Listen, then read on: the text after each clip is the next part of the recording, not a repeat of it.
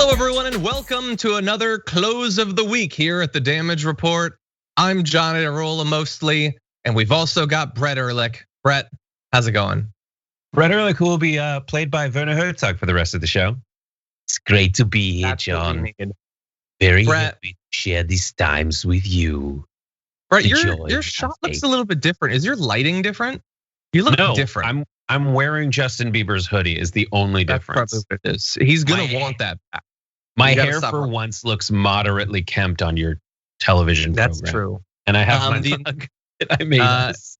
That is funny. Hello, audience. I'm sure you're all glad to see that Brett and I are not matching so that you can tell us apart once again. That's good. Heads up to the audience. I don't know how this show is going to go. I'm glad that a prince hasn't died because I just can't handle anything right now. And I thought I could handle stuff last week and I couldn't. So I'm more worried now. So we're gonna see what happens. The producers are already horrified at what this is likely to be like. But anyway, thank you for being here. We've got this program. I'm also gonna be doing the first hour of the Young Turks with Bridget Todd later on, which is exciting because Bridget Todd's awesome. Brett, what else is going on in the network on this Friday? Well, we have an amazing common room planned for you tonight at 6 p.m. Pacific, 9 p.m. Eastern. It is myself and a lot of people, except for John, who are responsible for a lot of the stuff that's gonna be happening during our Earth Day special, everyone. So it's kind of an Earth Day behind the scenes of what is going into the special that John's gonna be hosting. We've got Asher, we've got Tamara from Shop TYT is gonna show us some of the merch. And then we've Julie is gonna be on. So we got a really, really fun show planned. And the best part about it is how good it's gonna be. That's top 5 best things about it. I was supposed to be on it, but as of right now, in the place I just moved into, I don't have internet. And in theory, I will. But have you ever dealt with Spectrum, world? Do you want to bet money that I'll have internet tonight? Anyway, so I just decided not to screw Common Room over at the last minute. Instead, I would screw them over way before the last minute. So yeah, more of a penultimate. He definitely agreed to do it at some point, then backed out. I did. I thought I would have internet at that point. Anyway, thank you everybody for being here. Those of you who are still here, which is probably not that many of you. Please hit the like button, share the stream if you haven't already so that people know we're live because we're about to launch into the news and it is going to be something. Let me tell you that. But along the way, we are gonna have some fun as well. Pat Robertson gets woke, that's fun. Twitter has lost one person and we've lost nothing. So we're gonna figure out that riddle for you later on. Someone has returned to Twitter. And that is a story we're gonna do. Buckle up, hold on to your butts, we're gonna do it. And then at the end of the show, we're gonna be throwing some people in the trash. I think, but I'm not sure, that my garbage person of the week is the first time that this person will have been garbage person of the week. I'm not sure. And Brett, I don't know who yours is, so I'm very excited for that. Anyway, Brett, with that said, are you ready to do this thing? Yes, sure, why not? Okay, I can't come up with any reasons, so we might as well. Let's do it.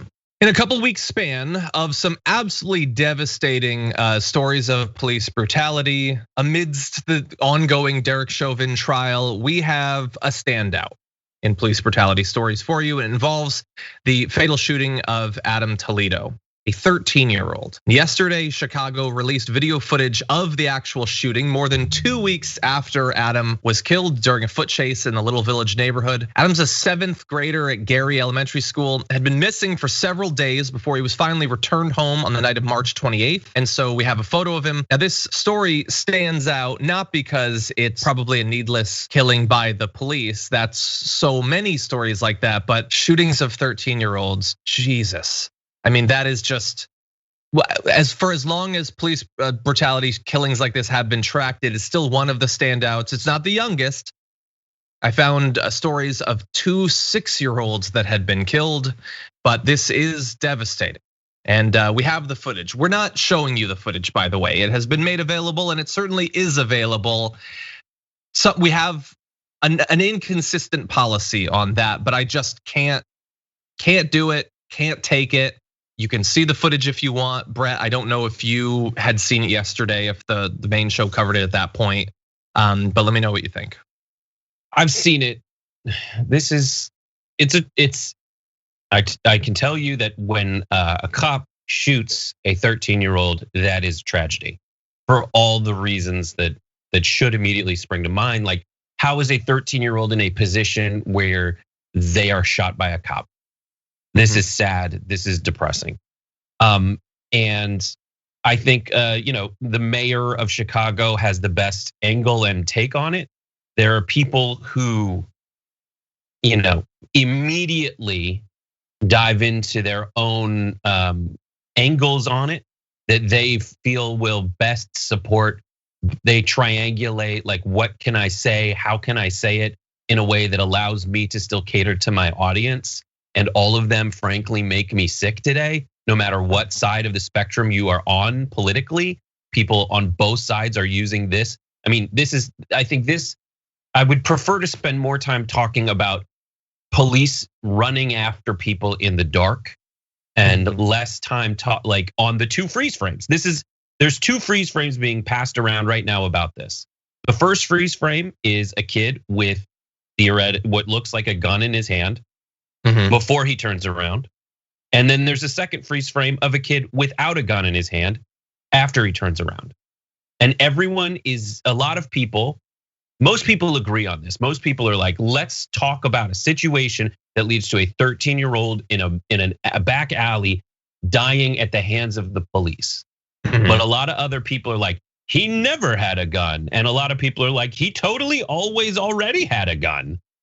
And I think we can all have a serious conversation about policing and about this particular situation without doing this really gross, grifty thing that everyone seems to be doing today.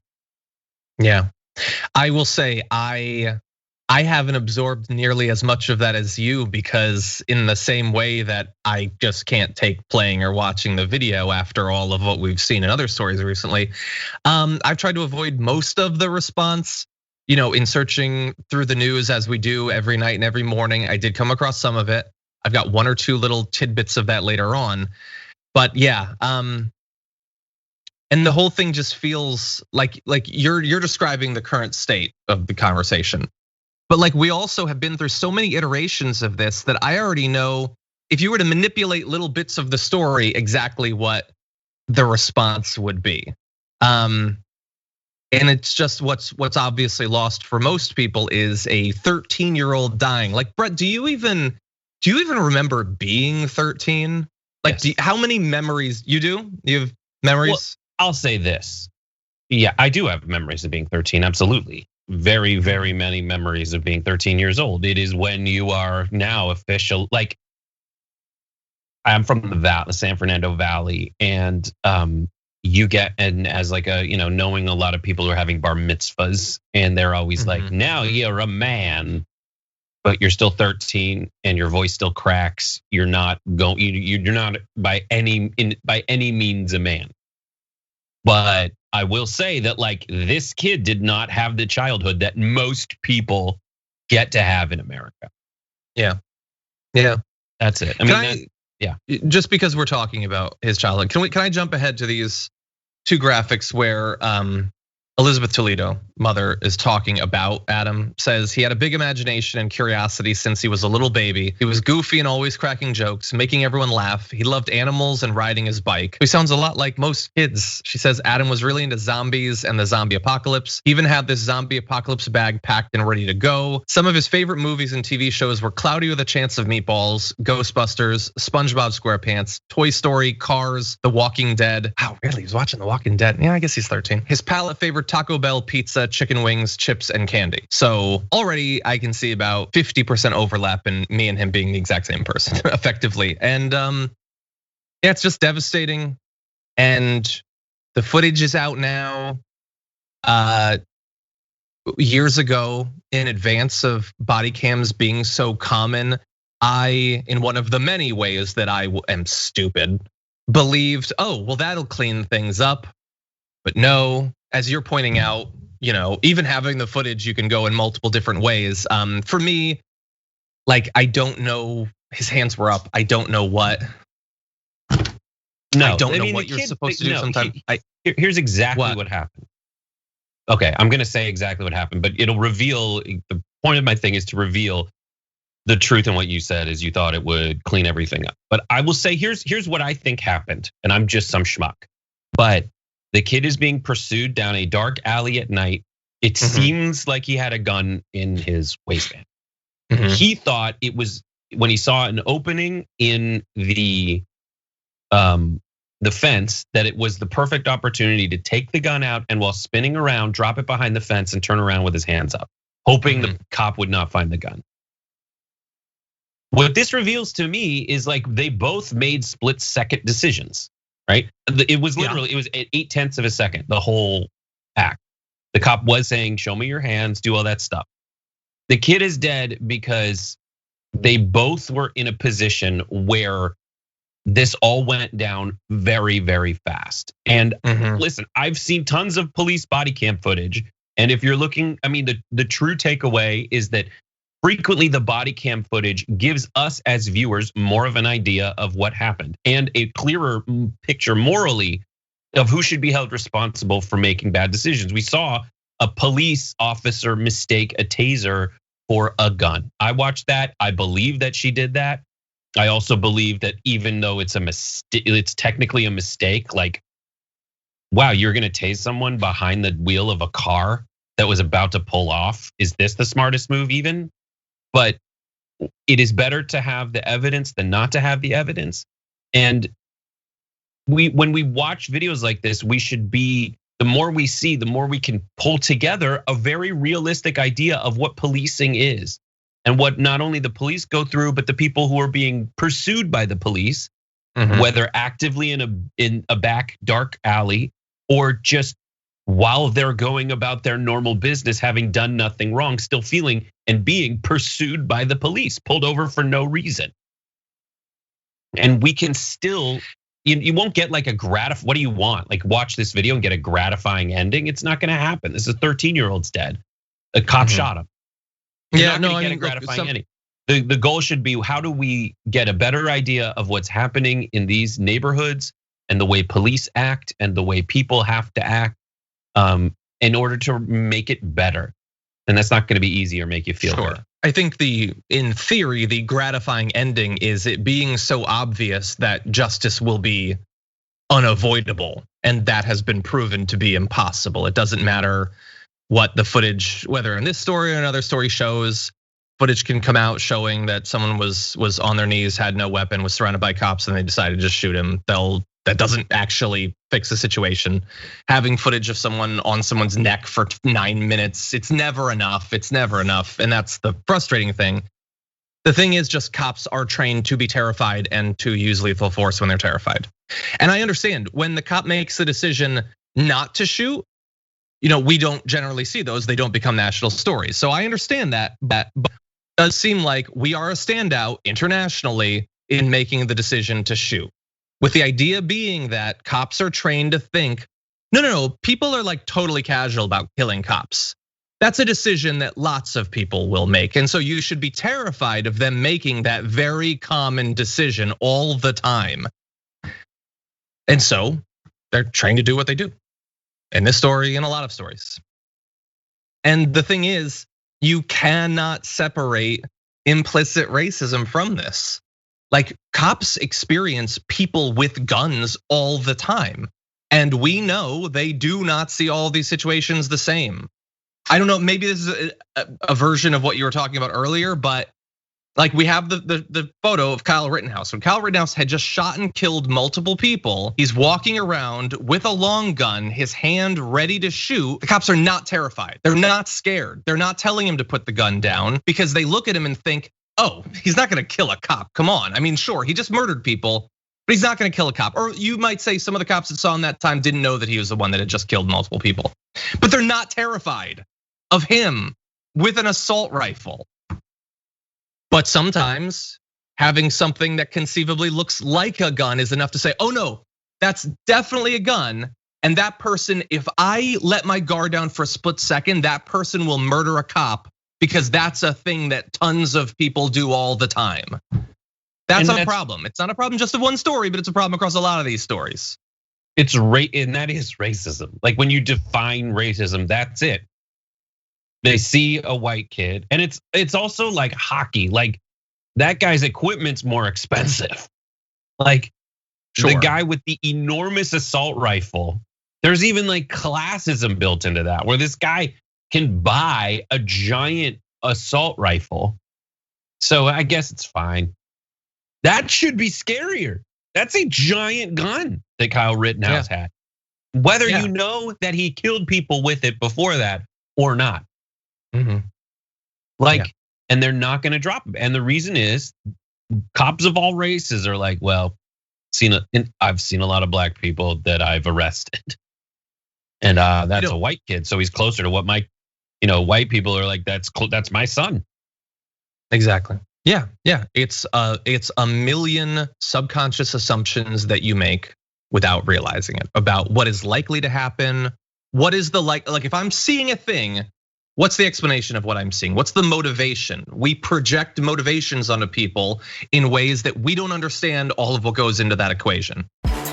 We need to talk about a relatively new show called the Republic, or UNFTR. As a Young Turks fan, you already know that the government, the media, and corporations are constantly peddling lies that serve the interests of the rich and powerful. But now there's a podcast dedicated to unraveling those lies, debunking the conventional wisdom. In each episode of the Republic, or UNFTR, the host delves into a different historical episode or topic that's generally misunderstood or purposely obfuscated by the so-called powers that be, featuring in-depth research, razor-sharp commentary, and just the right amount of vulgarity. The UNFTR podcast takes a sledgehammer to what you thought you knew about some of the nation's most sacred historical cows. But don't just take my word for it. The New York Times described UNFTR as consistently compelling and educational, aiming to challenge conventional wisdom and upend the historical narratives that were taught in school. For as the great philosopher Yoda once put it, you must unlearn what you have learned. And that's true whether you're in Jedi training or you're uprooting and exposing all the propaganda and disinformation you've been fed over the course of your lifetime. So search for UNFTR in your podcast app today and get ready to get informed, angered, and entertained all at the same time.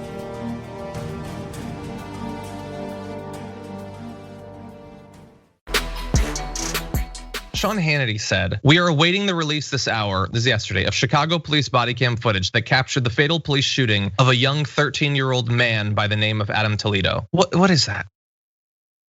A young 13-year-old man? Is that an Onion parody of the way they treat black kids as adults and more threatening than they are? He said 13-year-old man.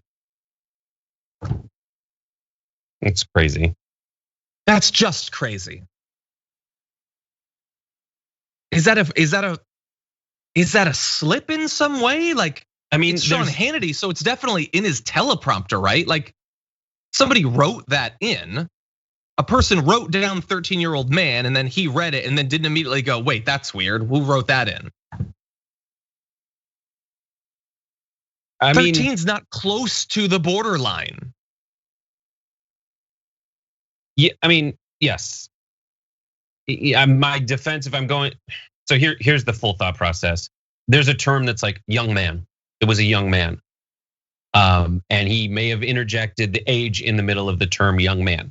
Okay, if it's anybody that I meet on the street, maybe that's what they did.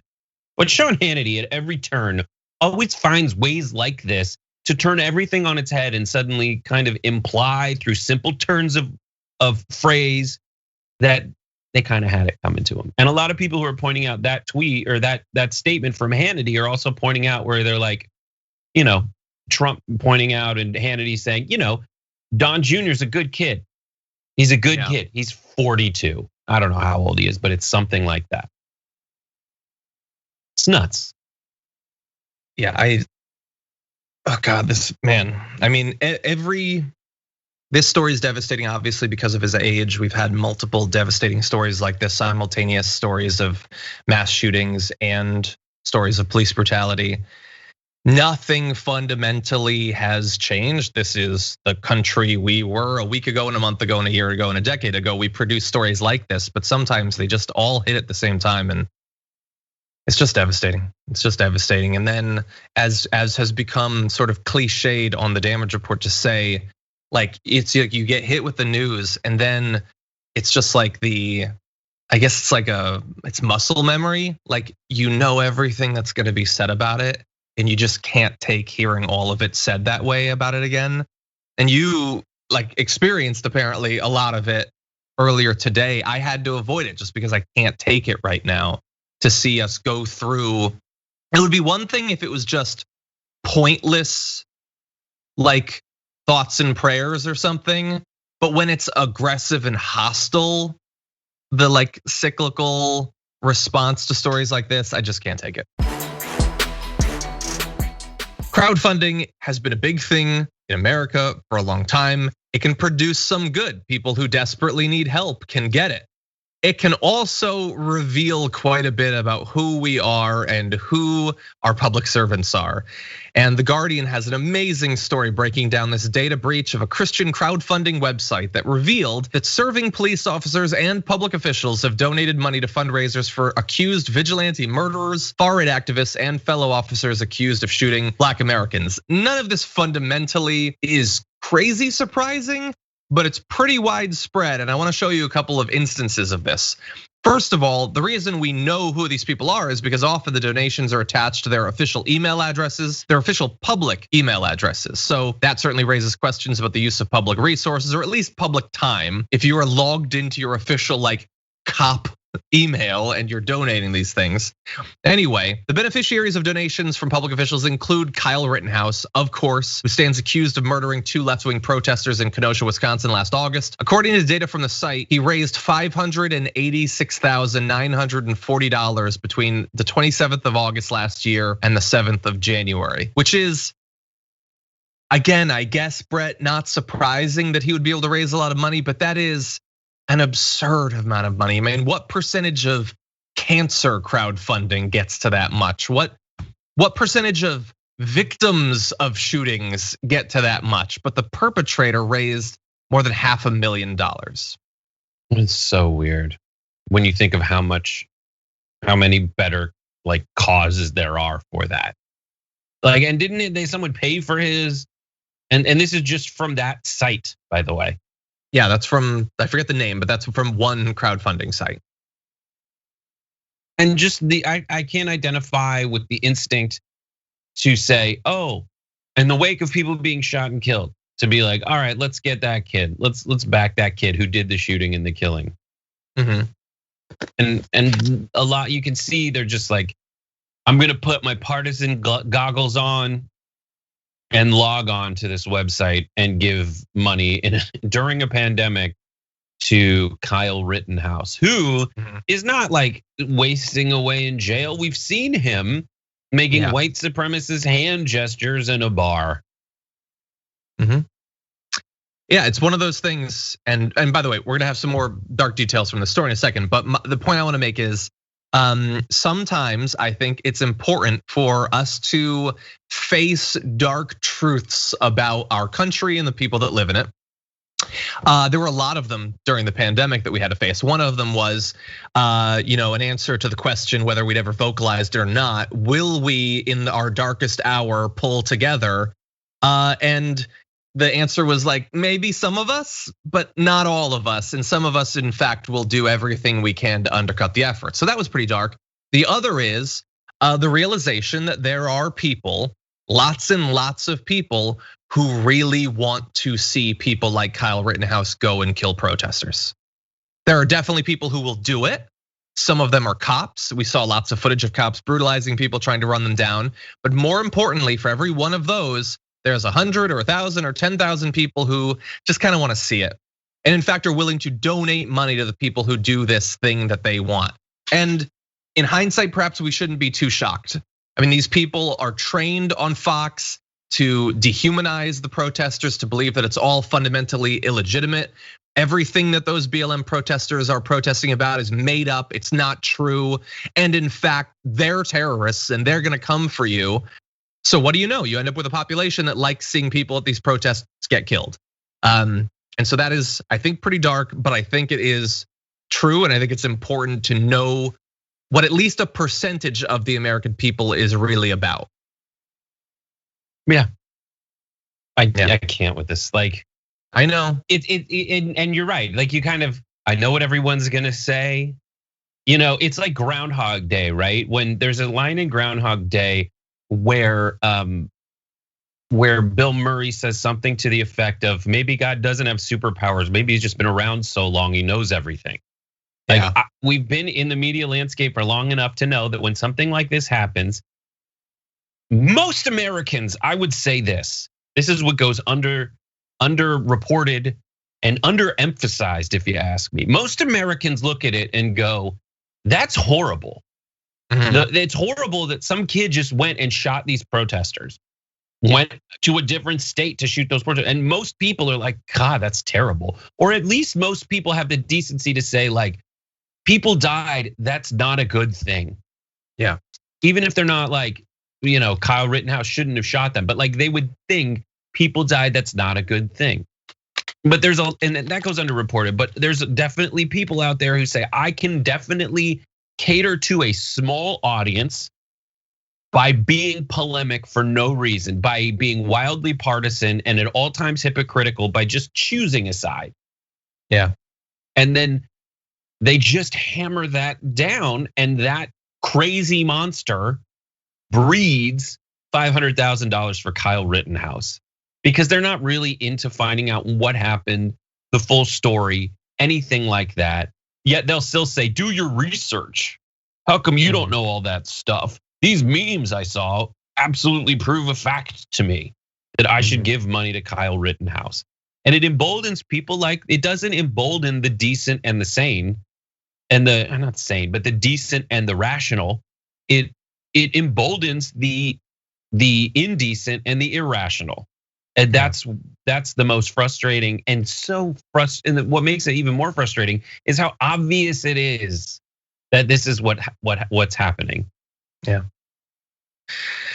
Oh, I want to give one other detail. There was a donation for $25 made on the 3rd of September last year, made anonymously, sort of. I mean, when you're logged into your official email address and you don't hide it, it's not really anonymous. That's a good tip for crowdfunding, as well as Venmo payments to prostitutes. Sergeant William Kelly, who currently serves as the executive officer of internal affairs of the Norfolk Police Department in Virginia, gave that donation. That donation isn't nearly as bad as the message that accompanied it, which is, God bless, thank you for your courage, keep your head up, you've done nothing wrong, every rank and file police officer supports you. Don't be discouraged by actions of the political class of law enforcement leadership. And here's and the hypocrisy in that statement is, at the same time, they'll look at Dante Wright and say, hey man, you shouldn't have gotten yourself in that position in the first place. What about Kyle Rittenhouse? You're never gonna say you shouldn't have gotten yourself in that position in the first place. That's what I'm talking about. Yeah, but it was unavoidable. I mean, he would have had to not cross state lines with a gun he shouldn't have had, and patrol an area that he didn't know and didn't belong in. I mean, that's impossible. Yeah, and the thing is, I don't even know to what extent that comment is wrong. Every rank and file police officer supports you. Sure, it's definitely not everyone, but we really want to know what percentage it is that don't mind the vigilantes. Just terrifying. The fact that they do the fundraiser for the far right activists doesn't surprise me at all. I mean, clearly those people are always able to get funding when they need it, but or even giving to fellow officers, sure. I mean, it sort of proves the myth of the bad apple when so many people seem to like want to run to the bad apple's defense, but doing it for the only reason you know who Kyle Rittenhouse is because he needlessly started a chain of events that resulted in killing multiple people. It should be, if anything, a cautionary tale about a bunch of different things, but instead, cops in positions of power, like even inside of the police department in positions of power and authority, look at that and say, yeah, we need more people like Kyle Rittenhouse. And why shouldn't he? That's what the hosts on Fox were saying, that this is a good thing, that more people should be doing this. They were trying to get people to do stuff like that for months, and Kyle Rittenhouse was their great success. Remember Pat Robertson? You might not actually. If you're young, if you live in certain parts of the country, you might not know who he is, but he's sort of a big deal for the Christian right. And it's sort of I don't know, like a touchstone of TYT that they used to talk about him a lot when he was even more significant culturally. But he was an interesting figure because he was almost always wrong and awful on the substance, but every once in a while would have a bit of empathy. And I think we've got a case of this here where Pat Robertson and his co-host talking about the killing of Daunte Wright. And I want you to take a look at this as they talk about like the facts of the story as they were revealed to us. Also, I want to say, I think a lot of people are thinking like I was, that both the gun and the taser would be put on your dominant side, but it's not that way. They have to cross where they have them different. So you actually have to reach across yourself to you get feel the difference. I mean, mean, it's definitely there's just no comparison. As I say, they're not making tasers in this yellow color anymore. They're making in black. They're making them yellow. Now, how she made the difference was she shot that poor guy to death, saying, "This is what I thought. I thought was my taser." And if you can't tell the difference in the feel of those things, it's crazy. So, Brett, I want to give him credit for doing the comparison at all, which is more than we would get out of the vast majority of right-wing media. It's an inconvenient thing to try to get into the head of how you could make that mistake. And I understand that at the end of the day is the most important part of what happened clearly. But he at least cared enough to do it and produced a weird image of Pat Robertson holding simultaneously, like a Kimbo taser and gun, which I never thought I would have seen. But what do you think? I know that you're a little bit more familiar with Pat Robertson than some. I didn't know the Pat Robertson player could dual wield. I didn't know that was a possibility with that that skin or whatever. The very droopy skin of. I would just say for people on the right, this is just like the most difficult demonstration to avoid. The temptation, because usually the default setting is, how can I hold as many lethal weapons as possible at once? And then be like, so we have this segment we can do where you can have a gun and a taser, and they're like, go on. But you'll have to conclude that they're basically the same thing. It's just like, oh God. I want to hold it.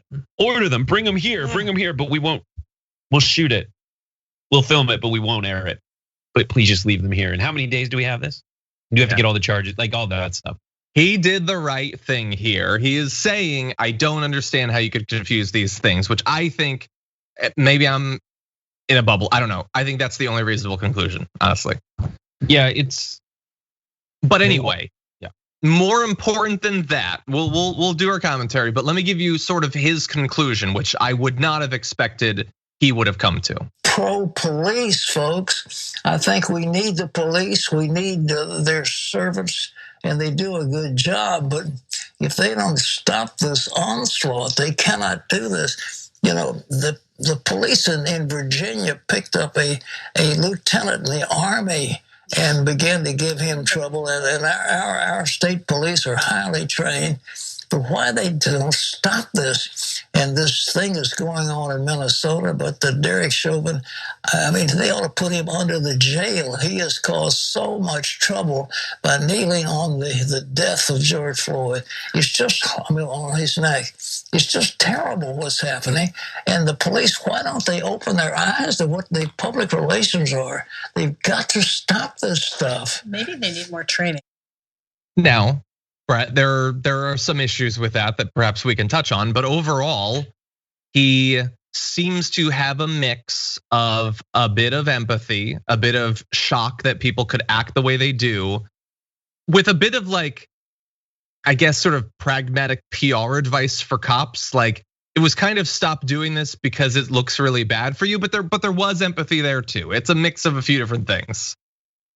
And it's not a crazy conclusion.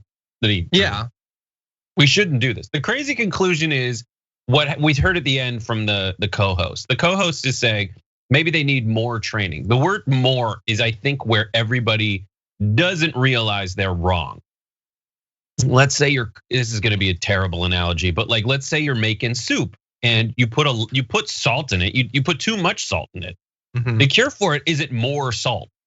I think you're supposed to put a potato in there. Supposed to put a potato in there. You're supposed to counteract it. You're supposed to actually put something in there to take it out.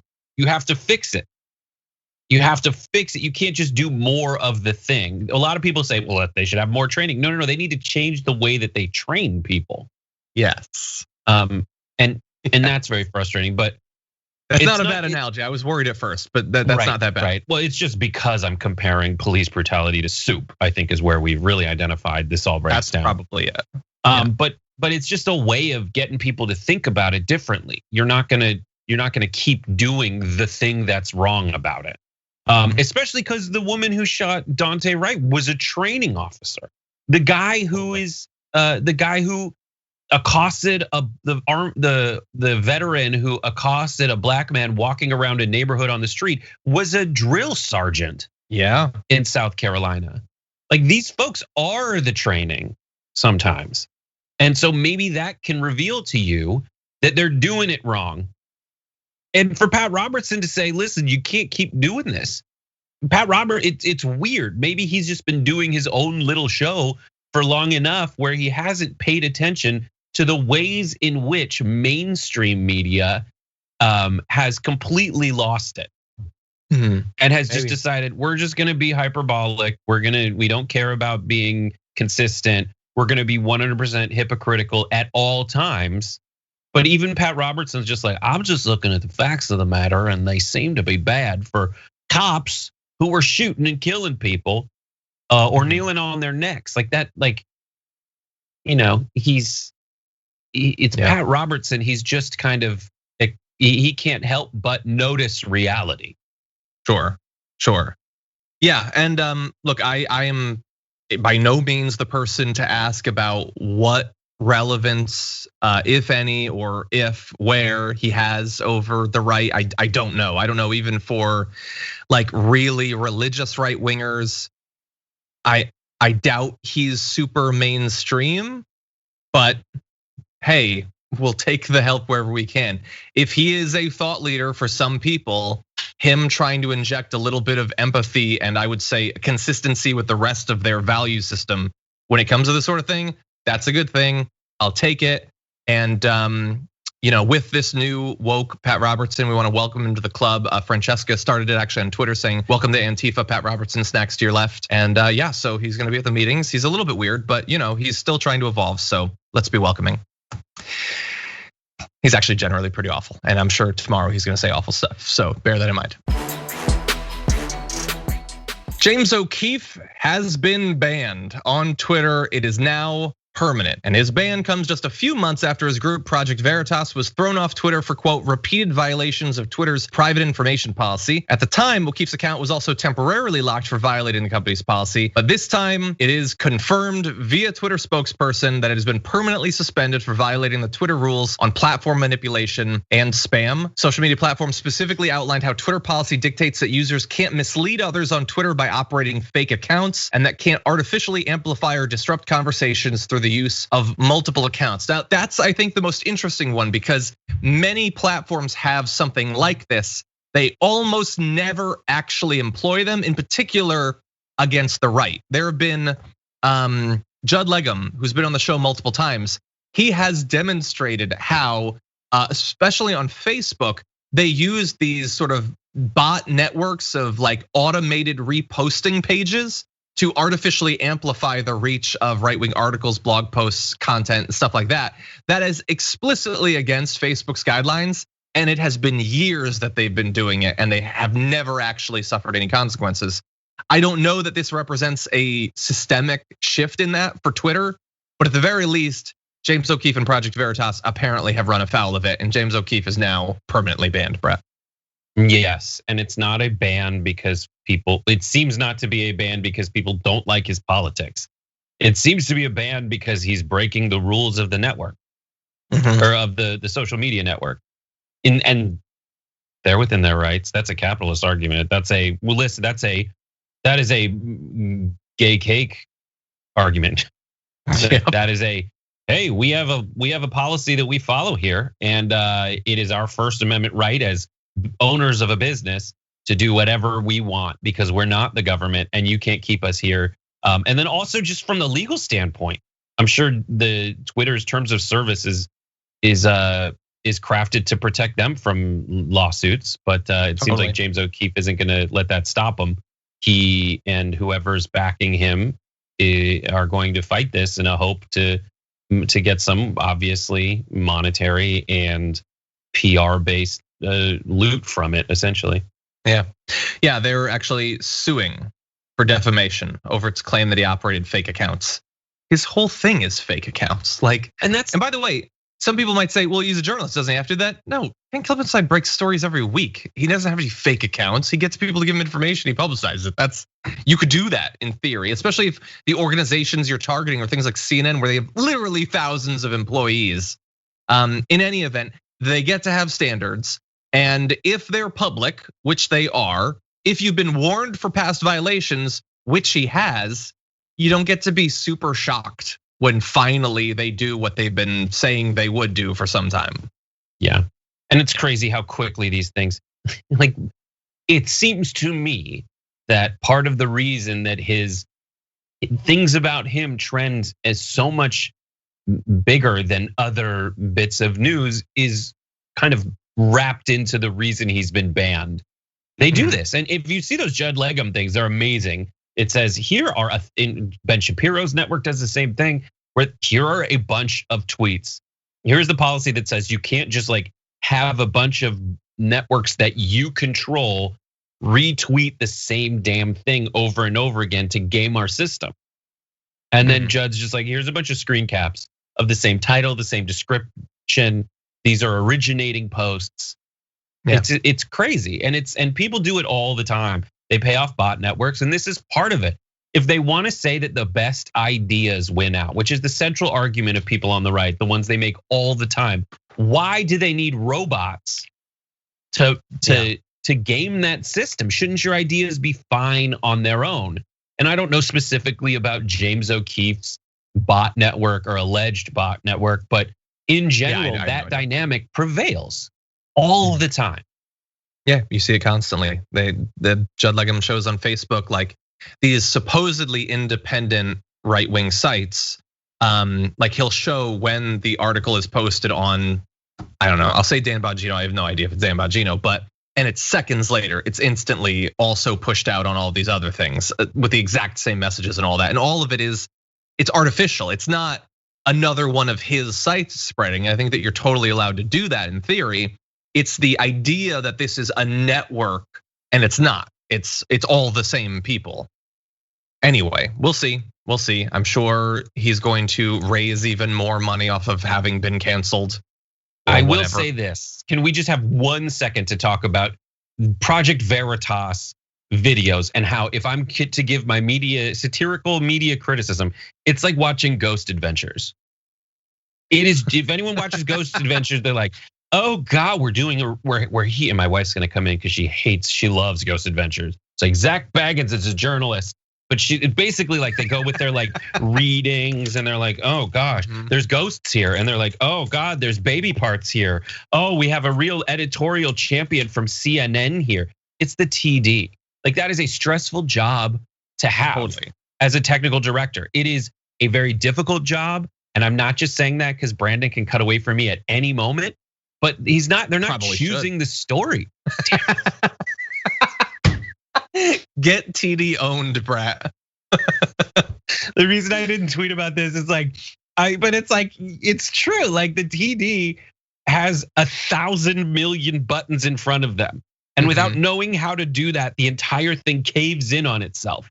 Yeah. In a giant newsroom, there's 10 to 15 people in a room doing all this crazy stuff. That's that guy's very important job. Is he choosing the stories? No. Is he trying to get some from the person on his Tinder date to seem important? Yes. And that's it. And that's the equivalent of Zach Baggins going did you hear that? It's a ghost. Did you hear that? I'm really worried about what happens when your wife responds. Anyway, and by the way, here it at least could be like that Brandon can suggest stories anytime he wants. We have a Slack channel. We did a story yesterday because Bart posted a bunch of links about it. I don't think it's CNN that's probably happening.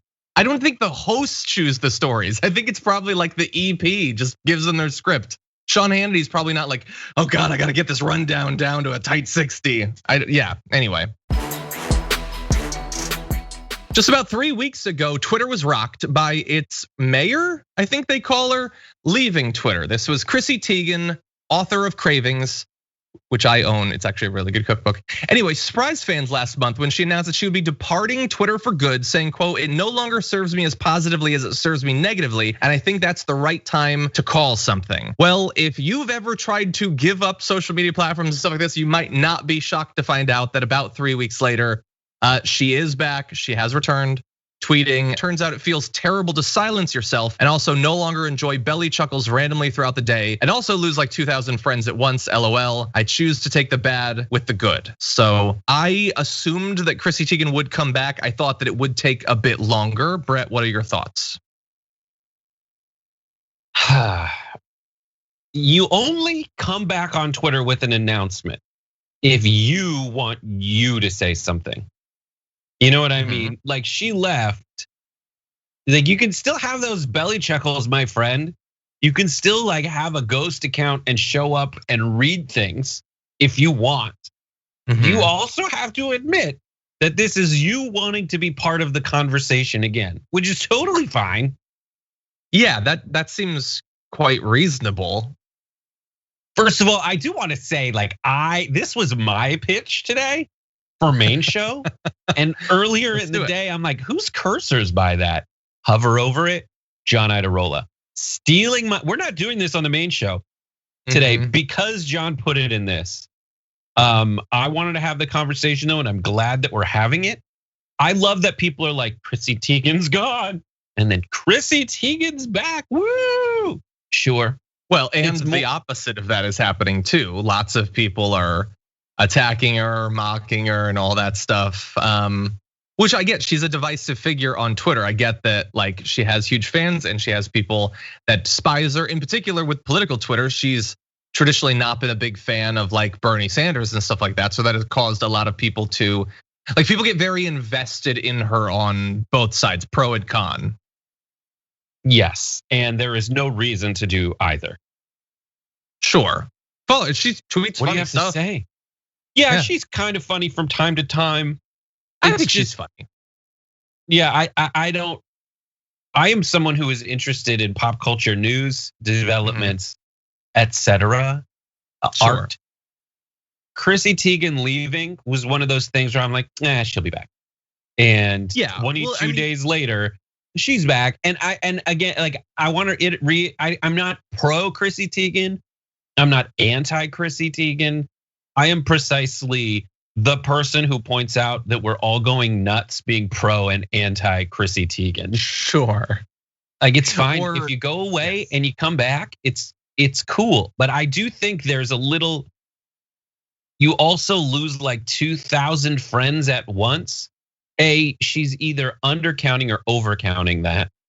Like how friends are you with them? I mean, she's talking about like people she would reply to or have replied to her, I'm sure. Look, I wanted to cover this for two reasons. One, am I personally invested in her? Not like a lot of people, but a little bit, sure. I mean, I had a weird history where she didn't like Bernie. So it's not the sort of person I would generally be all that interested in. But at one point, she followed me. And I don't know why, considering my political tweets. And then at some point she stopped following me. And I find that fascinating. And I wish I knew which tweet it was that led to that, but I don't know. So that was the personal investment. The meta thing though is, it is very hard to leave things like this. Like there are times where I would love to leave, but how could I possibly do that? The career stuff and all that, and for her too, like my career stuff is political Twitter, career stuff is like promoting projects or John Legend or whatever. Like it is very difficult, but the thing that made her leave is still there. And it is as sanity grinding for all of us, I think, or at least the vast majority of us. There are certain, there are definitely certain news items and people that reveal to me how horrible I am. Chrissy Teigen's one of them. Like Okay. Chrissy Teigen reveals to me how horrible I am because that last tweet of hers is everything right and wrong with Twitter. I choose, like after much thought, independent, internal reflection, I've determined philosophically, I choose to platitude a platitude a platitude. I choose to take the bad with the good. And it's that most people like the Office poster that says hang in there. That's it. That's all people are here for. And while I sit there, and again, this is a reflection solely on how terrible I am, where I'm like, I'm gonna make the perfect point on Twitter. It's gonna be flawless. I'm gonna, I'm gonna figure out where everybody's at and say something that'll really create this like giant either catharsis or insight. But really, what most people are just looking for in their daily life is someone like Chrissy Teigen to say, you know what I've decided. And I might be the first person ever to say this. I choose to take the bad with the good. Okay.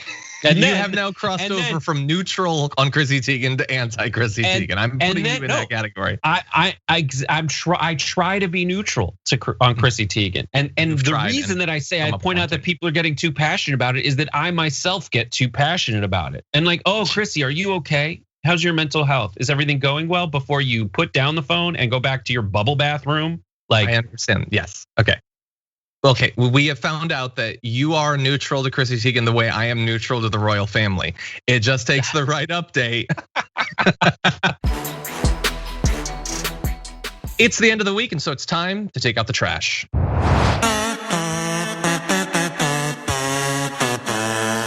Okay, it is a very trashy week, Brett. I think we can all agree. That said, I have decided to go in a different direction with my garbage person. I'm not making it super serious. It has to do with expectations being crushed by someone that I should have known would have crushed these expectations, because my garbage person, although I don't have the paper because my printer toner ran out, is Elon Musk. Because Elon Musk promised us a lot. And in particular, he promised us awesome tunnels, I guess, if a tunnel could be awesome. But it was left vague, and so our imagination was able to run wild. He, for instance, promised us a Vegas tunnel, the first commercial application of what Musk has dubbed Loop, defined by the Boring Company's website as a quote, high-speed underground public transportation system in which passengers are transported via compatible autonomous electric vehicles at up to 155 miles per hour, which sounds like something from Minority Report or iRobot. And in fact, it looked like that. If you look at the early images they put out, yeah, you get in these autonomous electric vehicles, it zips you super fast through these tunnels. You can take a look at it. It literally looks like one of the cars from Minority Report when you zoom in. And I got excited for that, for Vegas and what it could potentially do for Vegas or for LA as well. And then they showed some footage because Kylie Jenner got to experience the Vegas tunnel, and here is what it looks like. A major adventure. Shotgun. Okay. Wow. Here we go, guys. This is crazy. I'm bad. Oh my God. Man, all you need is Put your seatbelt on. all you need is 818. And this is a ride. Are we going to a different dimension? I feel like we're going to the future. So good, you guys. is it What? What are your thoughts? not that different from what? It's a tunnel. Like It turns out it's a tunnel. But like what? I guess, am I the villain that I expected a tunnel to be more interesting than just, no, they just carved a shockingly tiny hole in the ground. Like if your car, because they're in, I think it's a Tesla Model X. Like, can you even open the doors once you're in that? Like, what happens if the cars break down? What if they get in an accident? Like, there's no room. Yeah, it's that just a tiny tunnel that he put Twitch streamer lights in. He hooked it up with RGB and that's it. It's a Twitch background. What would life be like inside a glow stick? Now we know, Elon Musk. I think I'm tripping. And okay, the villain is Elon Musk. It's not Kylie Jenner, but Kylie Jenner saying, "Are we going to another dimension?" Have you seen colored light before? Because it seems like this is the first time. Like, yeah, there's lights. So There's Kylie, here's $80 bajillion for your appearance. On your way to another appearance for which you'll get $80 bajillion before staying in a hotel for which you will be, if you document it on the same account, will receive $80 bajillion. This is fine because like he does have an autonomous vehicle. This is I like guess when you it write is it an autonomous electric vehicle, but This it is ain't like the when one he there's- showed. this is like when there's an essay question and you like technically answer it correctly, but the teacher was asking for more information. Like yes, what is the country north of Cuba? And the answer is or what is the state north of Cuba? And the answer is Florida, because I didn't ask what's 90 miles to the northeast, and you answered Maine. And yes, that is north of Cuba. That's like, and that is so Elon Musk to do. Yeah. Over, like he technically, like it's just such a waste. God, why did I invest myself?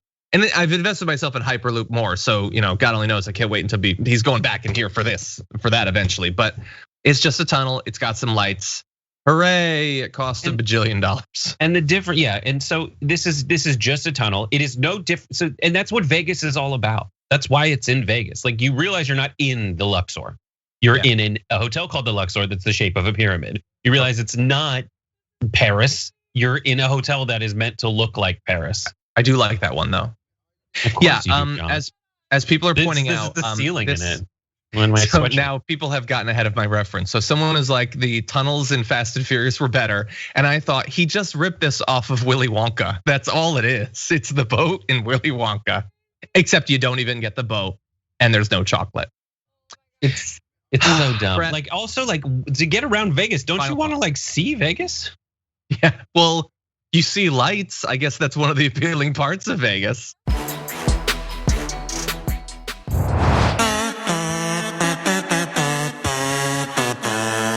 So my garbage person of the week is the Florida State Legislature. And the reason I'm saying it's the entire Florida State Legislature, it's because there's definitely people within that legislature that want me to name them specifically, but I'm not gonna give them the pleasure because they want to say they trigger the libs the most. The GOP-led Florida House of Representatives on Wednesday voted 70-44 along party lines in a I love that it's 70-44 is party lines when, by the way, like whenever they vote in the general election, it's much closer than that. But anyways, to pass HB 1475, which would ban transgender female athletes from competing on women's athletic teams in both high school and college, while subjecting some student athletes to quote genital inspections. Oh God! Before they can play. So there's multiple ways. So they want to be like, we're the good guys here.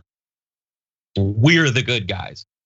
But at the end of the day, they're the same people who are like, show me your gonads, lady. Whip it out, 14-year-old. That's their thing. You are a garbage person. You can't have the moral high ground when your plan is for teenagers to have to show you their junk. Yeah, it doesn't matter what else, anything else going on. You've lost. And you're in trouble too, Brett. These people are in trouble because I don't know if they know, but there's a nationwide movement opposing sex predators targeting kids. Wait until they find out about this.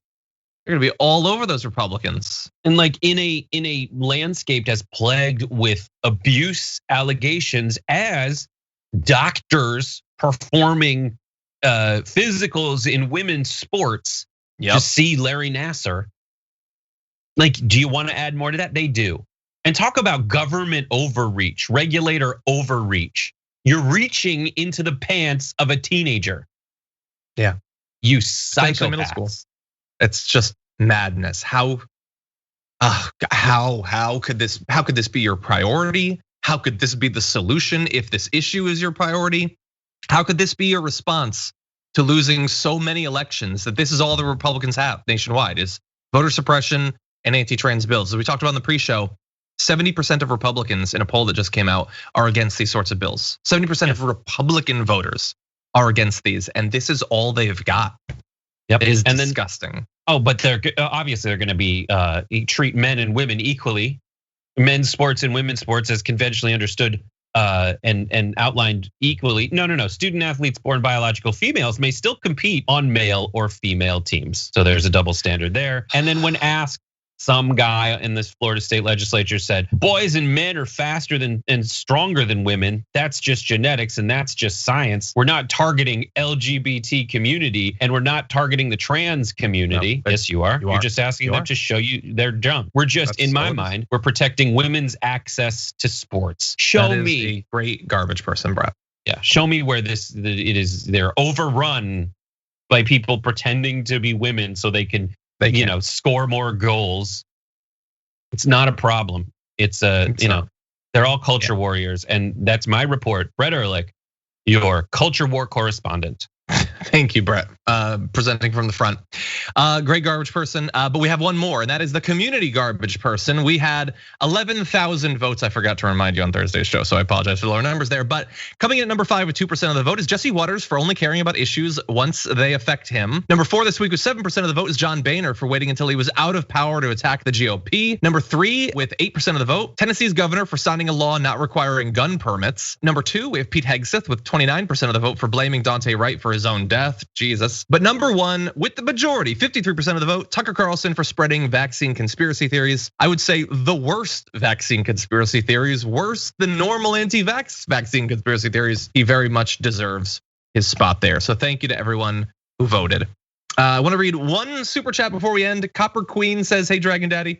Copper Dragon reporting in. It's my second birthday in quarantine. I'm turning 22. Can I get a happy birthday from you and Brett? Well, I can only promise half of it, but happy birthday, Copper Queen. I'll allow it. Happy birthday, Copper Queen. Very nice of you, Brett. Brett, as always, thank you very much for joining us on the show. A pleasure to have you here. Great to be here, John. You're the best. And thank you everyone for watching us both today and throughout this week. Really appreciate you being here. Lots planned, obviously, for next week, including our Earth Day special coming up next Thursday. And so if you'd like to see more of me, you've got that opportunity in just a few hours. I'm gonna be leading the first hour of the Young Turks with Cenk Uygur and Bridget Todd in just a few hours. And then of course, we're gonna have an awesome second hour as well. But until then, stay safe out there, stay sane out there, and we'll see you soon.